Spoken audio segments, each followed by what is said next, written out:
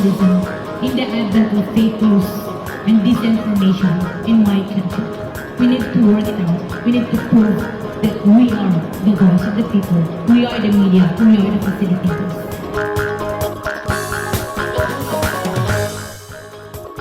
Ania na ang mga balita nga nahagpat sa Newsline Philippines Information Center.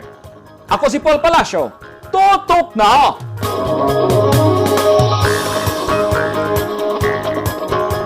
Sa mga headlines, probinsya sa Bukidnon, nasudlan na og Delta variant sa COVID-19. DLPC, mitubag na sa isyong gigalgalan nila ang mga opisyal sa Davao del Norte, aron sa wayon ang Nordeco.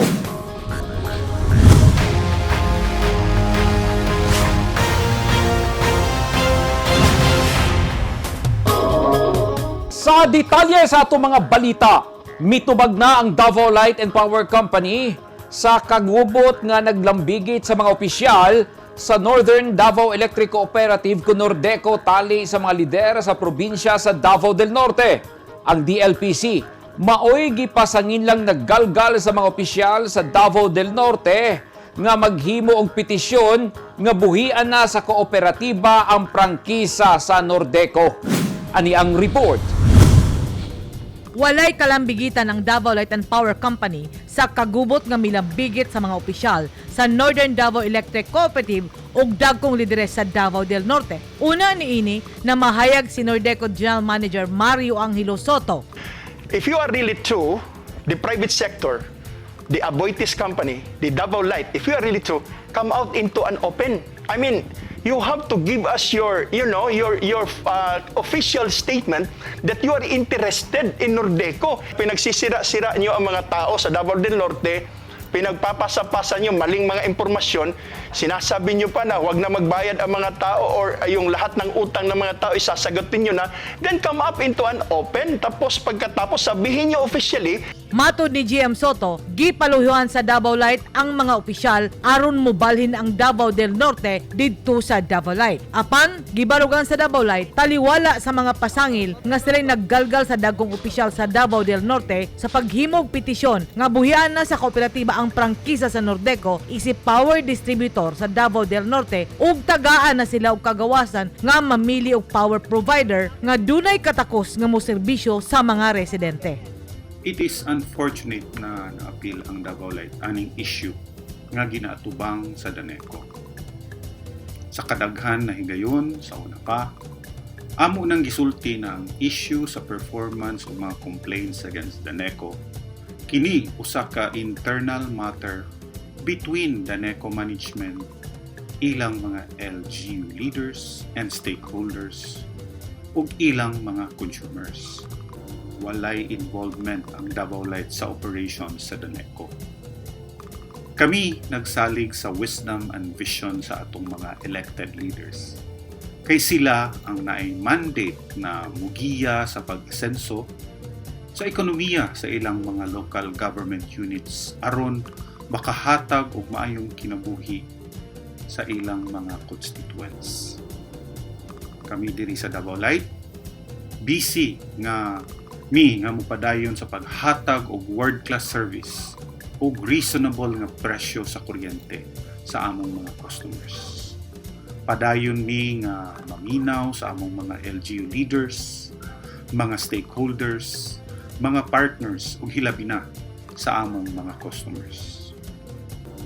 Walay undang ang among partnerships kay kita tanan na ay role aron mo atbanti ang ekonomiya sa atong prangkisa ug mahatagan og hapsay nga kinabuhi ang among komunidad.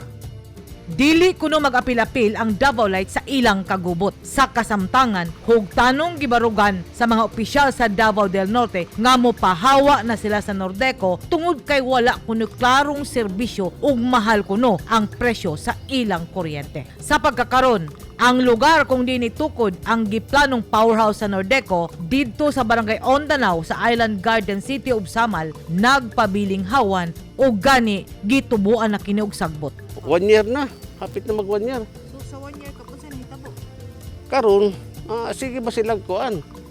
Kapila na sila ari, mga kapila katulor mo siguro sila naglans ni anak dire. Gikan sa mga board sa mga kuan, Danico, manager, unya. Kini po nagtao na sila sa mga kuan, mga puste.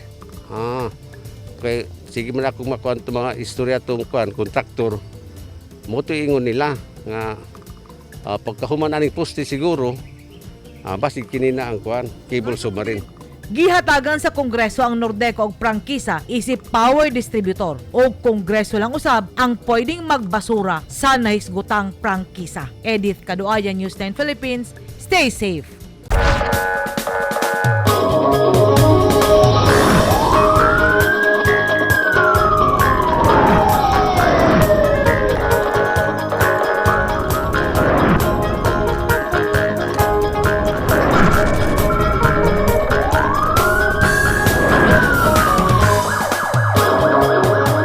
Naog daw sa sunog ang 17 ka mga balay sa usa ka lungsod sa Surigao del Norte kagahapon sa hapon. Dali ra kayo gilamoy sa kalayo ang mga balay kay gama kini sa mga light materials sama sa kahoy, amakan ug nipa ang atop. Ani ang report ni Leo Febra. Nagtinabangay pa ang mga residente sa pagpalong sa kalayo nga milamoy sa kabalayan sa Purok Pagatpat, Barangay Magsaysay, Placer, Surigao del Norte, kagahapon sa hapon, Hulyo 22, 2021. Nag-iyahay na lang og salbar sa gamit ang mga residente kay paspas kaayo mikanit ang kalayo sanglit gama lang sa kahoy, kalakat ug nipa ang mga nasunog nga balay. Wala sabdayon makasulod ang bombero kay naharangan og gamit sa mga residente ang kalsada. Nakaresponde man dayon kaso dili sila makahatag og kuan kay nakatunga ang sunog. Way maluksan nila. Tapos ang dayan natrap na ang kuan tungod sa mga butang nga gipanghabwa naasad gibutang sa dalan. Mautong nakaisan jud pagbuhilo ang sunog. Base sa report sa Bureau of Fire Protection, 17 tanan ka mga balay ang naugdaw sa sunog ug nasuta nga nanukad ang kalayo sa balay sa pamilyang Payak nga ang sinugdanan mao ang napasagdan nga linungag. 25 ka pamilya ang nasunugan nga temporaryong nagpuyo sa gym sa Barangay Magsaysay. Leo Febra, Newsline Philippines, stay safe. Nagkasinabot ang mga IP leaders ubos sa tribong Mamanwa aron ideklara nga persona non grata ang mga miyembro sa NPA sa Habunga, Agusan del Norte. Sa usa ka tigom nga gipahigayon sa Habunga Gym sa Agusan del Norte nga gitambungan sa mga opisyal sa NCIP, LGU ug 29th IB, gideklara nila nga dili na welcome sa ilang lugar ang mga NPA. Nagtuo sila nga pinaagi niini musulod na ang kalambuan sa ilang lugar. Giawhag sab sa militar ubang miyembro sa tribo nga mutabang sa pagprotekta sa ilang lugar sanglit na ikota ang gobyerno alang sa mga interesadong musulod pagka-CAFGO. Nadiskubrihan sa usa ka residente sa Surigao City ang usa ka lalaking wala nay kinabuhi samtang nagtugway siya sa iyang kabayo. Nasayran nga ang biktima adunay samad pinusilan o giingong adunay diferensya sa pangisip. Ani ang report ni Leo Febra. Patay nang nadiskubrihan ang 34 anyos nga lalaki sa Pasemco, Quarry Site, Purok 3, Barangay Trinidad, Surigao City kagahapon sa buntag, Hulyo 22, 2021. Giila sa mga otoridad ang biktima nga si Rolly Lucino Sibidan, residente sa Purok 4, Sitio Look, Barangay Punta Bilar, Surigao. Nasayrang naay samad pinusilan ang biktima. Subay sa report, nakitaan sa usa ka residente si Rolly nga wa nay kinabuhi samtang nagtugway kini sa iyang kabayo. Mao nga mi report dayon kini ngadto sa mga pulis. Sumala sa mga residente, adunay diferensya sa pangisip ang biktima kay nagsayaw-sayaw kini sa kalsada, magsigig katawa ug mag-istorya sa iyang kaugalingon. Subayon pas sa mga pulis ang motibo sa krimen ug kung nganong gipatay kini, sanglit wala na kini sanina dihang nadiskubrihan. Leo Febra, Newsline Philippines, Surigao del Norte. Stay safe. At tangi! Daycare center nga gitukod sa mga pulis magamit na sa mga batang miyembro sa tribong Blaon. O paghawa sa kapitos sa mga Pilipino. Gilauman sa mga tao nga isgutan ni President Rodrigo Duterte sa iyang katapusang SONA.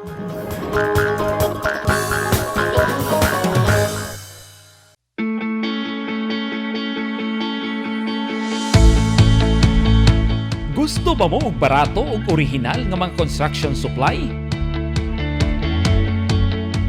Sa kadaghan sa imong pilian, all-in-one ang imong pagpamalit.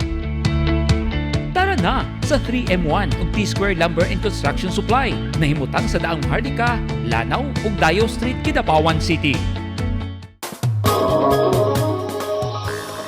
Tumaya at manalo sa PCS o Lotto. Sa bawat bili mo ng tiket, nakakatulong ka na sa kapwa mo at pwede ka pang maging milyonaryo. Tara na!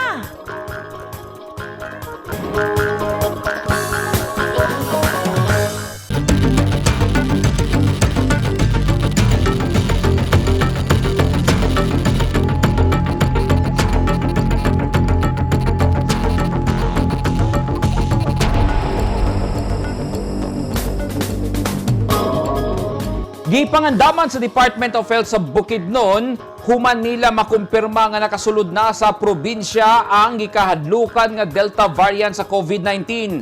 Busa nag-amping yud permi ang mga tao dito. Ani ang report ni Rhea Montecalvo.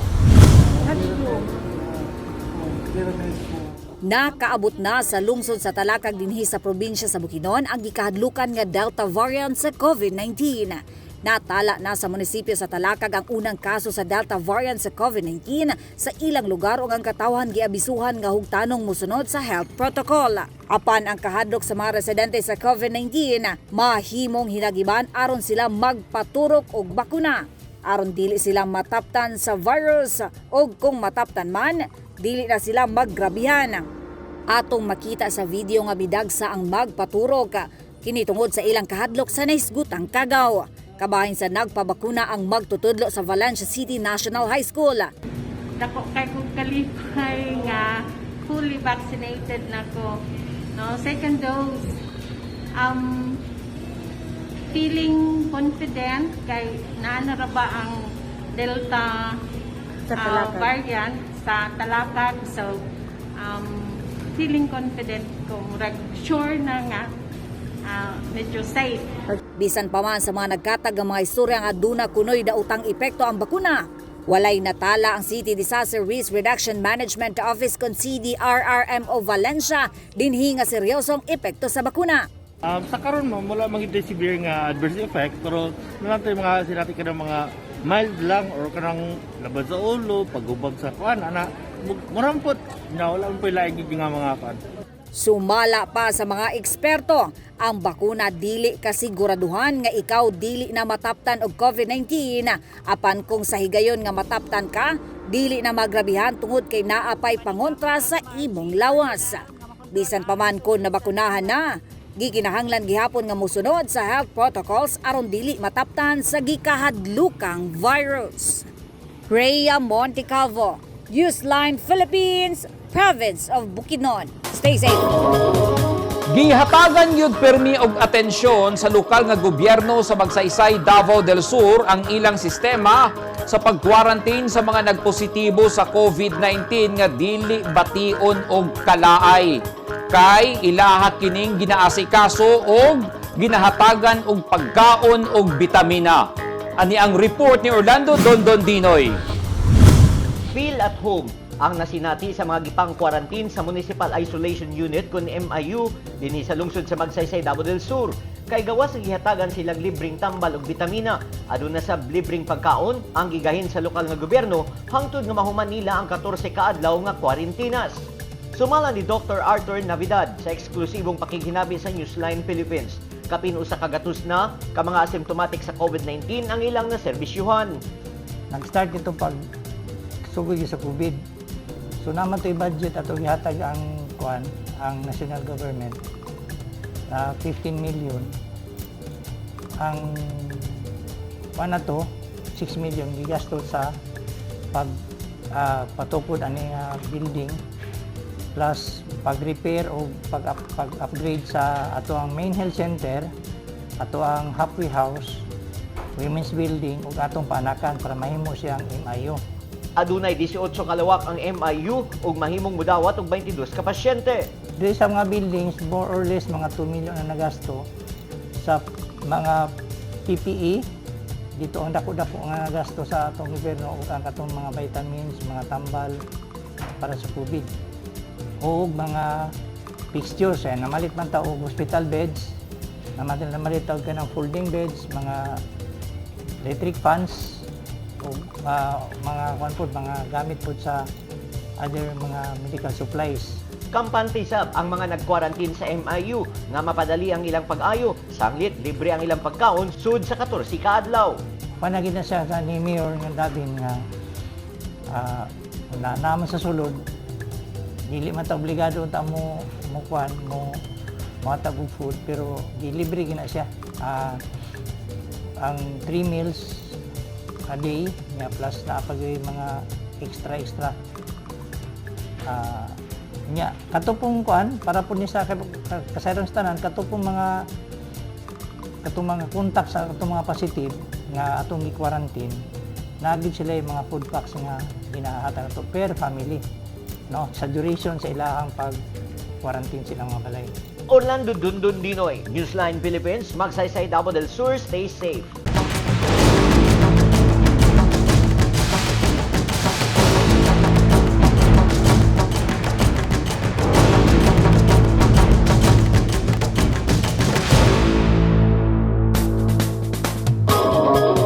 This portion is brought to you by Toyota. This portion is brought to you by Philippine Sports Commission. This portion is brought to you by Rizal Memorial Colleges. Nag-iyahay og explicar ang Executive ug Legislative Department sa probinsya sa North Cotabato pinaagi sa ilang mga radio program. May kalabutan kini sa givito ni Governor Nancy Catamco nga Supplemental Budget number 1 human tapyasi og 100 million pesos sa sangguniang panlalawigan. Migawas karon ang legal opinion sa Department of Budget and Management nga wala hilabti sa DBM ang giaprubahan nga budget sa SP nga kapin 200 million pesos. Ani ang report ni Lizelle Banga. Ang atong mga department heads nga naipit sila, no? Unang giila ni Governor Nancy Catamco sa North Cotabato nga anti-poor ang pagtapya sa giduso nga supplemental budget sa Executive Department. Kapin 300 million pesos ang SB number 1 nga gitugot ni Governor Catamco. Pagtuki sa sangguniang panlalawigan, kapin 200 million na lang ang giaprubahan sa mga magbabalaod o gitapiasan kini og 100 million pesos kay matod nila. Daghan na daw kuno sila og pondo nga gihatag sa buhatan sa gobernador ug nagamit na niya ang mga donation alang sa mga biktima sa linog. We provided that in the ordinance, no less than the governor signed this. If dili sila agreeable, they could have vetoed this, you know. So tama na siya, no? If they don't want to follow, ilahan na posisyon. But this is an ordinance. Any lawyers should understand. Mura lang ko na siyang IBP statement, good, naabay running executive order, no? Naabay retroactive effect ang isa ka executive order. So it takes an ordinance to amend an ordinance. Isa na karemedyo. It takes an executive order to amend an executive order, not the mere advisory. So, kung dili mo gusto, ani, you could have vetoed this. Kung dili mo gusto, ani, then you could have lobbied and explained to us, show to us. Apil sa gikaltas ang gamiton nga pondo sa donasyon. Wala mauyo ni gobernador ang rason sa sangguniang palalawigan.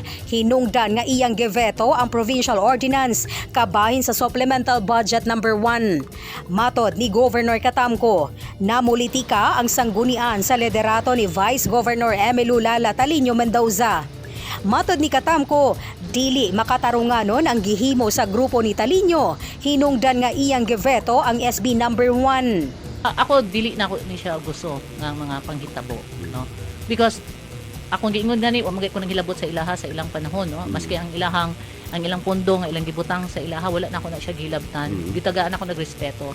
But I think ang gihimo magud nila ang katawan na ang ilang gihikaw, no? Labi na sa ato ang mga donasyon nga atong pangtabang sa atong hospitalization, burial assistance mo ginang nakapasakit sa ako. Dako nga sakit sa ako. Sa una na akong ginaingon, kung ako lang ang kalabanon, wala ko'y problema. Pero kung ang kalabanon ng pobre ug ang tribo, ako ang inyong kalaban, no? Okay. So kana gitindugan na ako na bisag na ako sa kongreso. Karon nga ako ang bilang gobernador, tindugan gihapon ako na. Now, if they say dili sila anti-poor, then I challenge them. Give what is due to the poor. give what is due to the people. Kay mauna ang gikinahanglan sa itong mga tao karon. Wala na to kiaog balik sa SP North Cotabato ang giveto sa gobernadora nga Supplemental Budget number 1. Sumala ni Vice Governor Lala Talino Mendoza. Dili na nila i-override ang giveto nga budget kay wala na panginahanglan ni ini. Nangayo og legal nga opinyon ang grupo ni Katamko sa DBM. Sa gipagawas nga opinyon sa DBM, misuporta kini sa posisyon sa sanggunian ug tungod ni ini, apektado na ang budget alang sa buhatan sa Provincial Governor's Office. Dunay pipila ka nag-ingon nga wala na lang unta giveto sa gobernador ang SB number 1 nga nahimo hinoong hinungdan nga halos wala nay budget ang gobernador og mo resulta kini sa pagkaaberya sa daghang proyekto alang sa katawhan. Kung sundo ng balaod, aduna pay laing mahimo ang buhatan sa gobernador. Kini mao ang pagsangat og bagong supplemental budget didto sa sanggunian. Lizel Anyon Banga, Newsline Philippines, Province of Cotabato. Stay safe. Parehong naglaom ang nagkadaiyang sektor sa Davao del Sur nga tukion sa katapusang State of the Nation Address ni President Rodrigo Duterte ang alibyo sa panginabuhian sa mga tao luyo ni ining giatubang nga pandemya.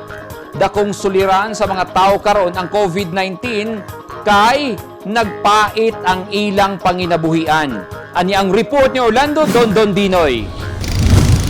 Ang kalisod sa panginabuhi mo'y nagunang suliran sa katauhan din sa Davao del Sur human nga miigo kanila ang kalamidad ng pandemya. Busa, gilauman nila nga hisgutan ni Presidente Rodrigo Duterte atol sa iyang katapusan State of the Nation Address konsona karong Lunes, Hulyo 26, 2021 ang alibyo sa ilang kapitos. Ang 69 anyos nga si Fernando Ramon, Vice Presidente sa Badagoy Irrigators Association Incorporated sa Magsaysay, Davao del Sur. Solusyon sa kabrato sa palit sa ilang produkto ang solusyonan unta ni President Duterte.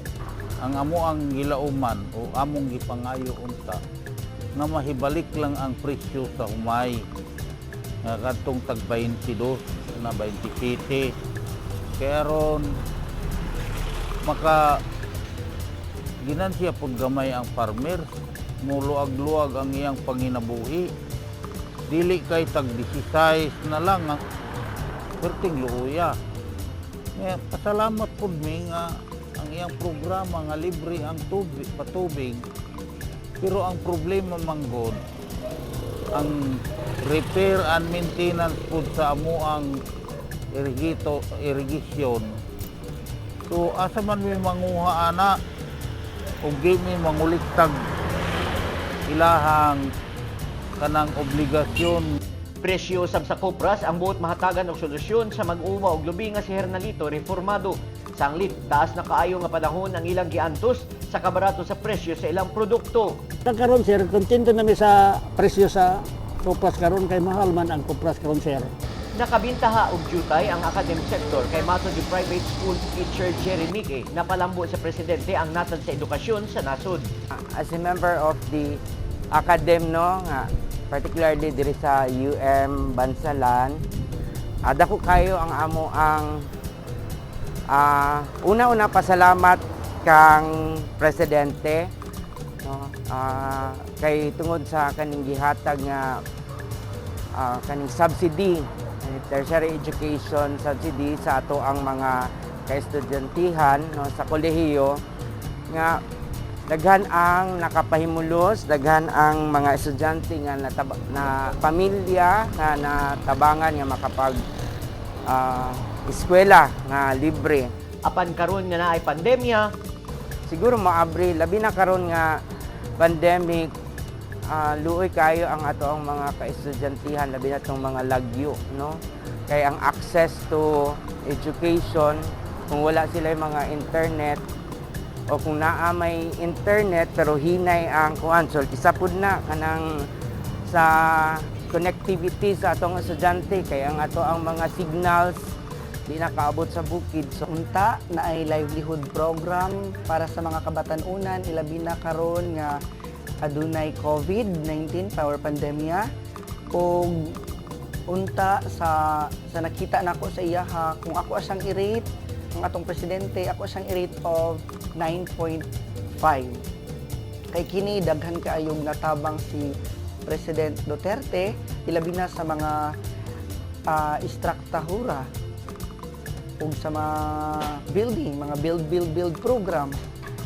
O isip po sa kabatanon, unta, tagaan pa o mas daghan pang prioridad para sa mga edukasyon. Kay kini ang kinahanglan kaayo sa mga kabatanunan karon para sa paglambo. Matod ni Perla May Dima Phyllis Griffin, ang tourism officer sa Digo City, nga unta mahatagan o usa lamang ka guidelines sa Interagency Task Force alang sa mga negosyo sanglit apektado na ang ilang industriya. Nga unta more sensitive ang ato ang IATF sa ato ang sitwasyon diri, and to be more to draft mga advisories and protocols, guidelines na untani sensitive po sa situations nila diri. Kaya doon na sila yung mga mulo or ilahang mga comments na ngano kuno ang uban ng mga service areas sa tuwang tourism enterprises sama sa mga restaurants, tugutan, apan ang mga function halls wala. Kung diin it is more controlled unta kaysa restaurants na where ang clients will stay of 2 to 3 hours. Pero ang kini mga activities of events na gina-hold o gina-cater diha sa function halls nato, mas controlled na siya, and for 1 hour mahuman na sila. Sa katapusang sunan ni Presidente Duterte, una mahuman ang iyang termino sa Hunyo 30, 2022. Daghan ang naglaom nga makahatag pa kini og pag-alivyo sa kinabuhi sa nagkadiyang sektor sa Katilingban ug mapadali na ang tanang paagi nga masumpo ang pandemya aron mabalik sa normal ang panginabuhi sa matag individual. Orlando Dundon Dinoy, Newsline Philippines, Davao del Sur, stay safe. Gitukuran og daycare center sa mga pulis ang mga batang miyembro sa tribong Blaan sa Matanao, Davao del Sur. Pinaagi niini, dili na mag-antos ang mga bata nga magbaktas og pipila ka kilometro aron lang makasulod sa klase. Magamit kini kung itugot na sa gobyerno ang face-to-face nga klase. Ani ang report ni Marjon Julian. Kinahanglan magtutol ngadto sa tinuod nga kahibalo. Dugay na nilang gipaabot karon natukod na gyud ang usa ka daycare center alang sa mga batang miyembro sa tribong Blaan, Barangay Asbang, lungsod sa Matanao, dinhi sa probinsya sa Davao del Sur. Ang proyekto natukod aron tabangan ang mga daycare pupils sa lugar nga gikinahanglan pang magbaktas og pipila ka kilometro aron makaabot sa eskwelahan. Nagpasalamat ang mga residente sa Barangay Asbang sa mga personahe sa mga miyembro sa revitalized police sa Barangay Tanod sa ilang suporta nga gihatag alang sa mga kabataan. Gatong gitinguha nga makatunan, kinahanglan magtutol ngadto sa tinuod nga kahibalo o magtudlo kanato sa pagsimba sa matuod nga Dios. Karong adlaw atong pagtinuo alang ining sentro sa pagtuon, pagpanudlo o pagpangita sa kamatuoran. Ato iyang po nga katong gitugyanan sa pagmatuto sa mga mutungha nining maong institusyon, magtudlo unta sa mga ilang mga estudyante mahitungod sa may kalambing. Niadtong Hulyo 22, gitunol na sa mga sakop sa RPSB kang Kapitan Jerwin In Salas, Barangay Captain sa Barangay Asbang ang daycare center. Isip kabahin sa ilahang quick impact project sa kapulisan sa maong lugar. Gibasbasan usab ni Reverend Judito O. Tampon ang ubang proyektos kapulisan sa Nesgutang Barangay. Ang proyekto natigayon sa panguna ni Lieutenant Mary Grace Mendova, ang team leader sa RPSB nga ubos sa pagdumala ni Police Lieutenant Colonel Ray O. Santillan, Force Commander sa Sikan DSP MFC ang maong proyekto alang sa mga kabataang lumad. Mapasalamaton usab ang mga residente sa nasangpit nga lugar sa mga kapulisan sa RPSB tungod sa proyekto niini, tungod kay dili na sila maglisod og hatod sa ilang mga anak og makalikay sa galastuunon sa pamasahe. Marjon Julian, Newsline Philippines, Province of Davao del Sur. Stay safe.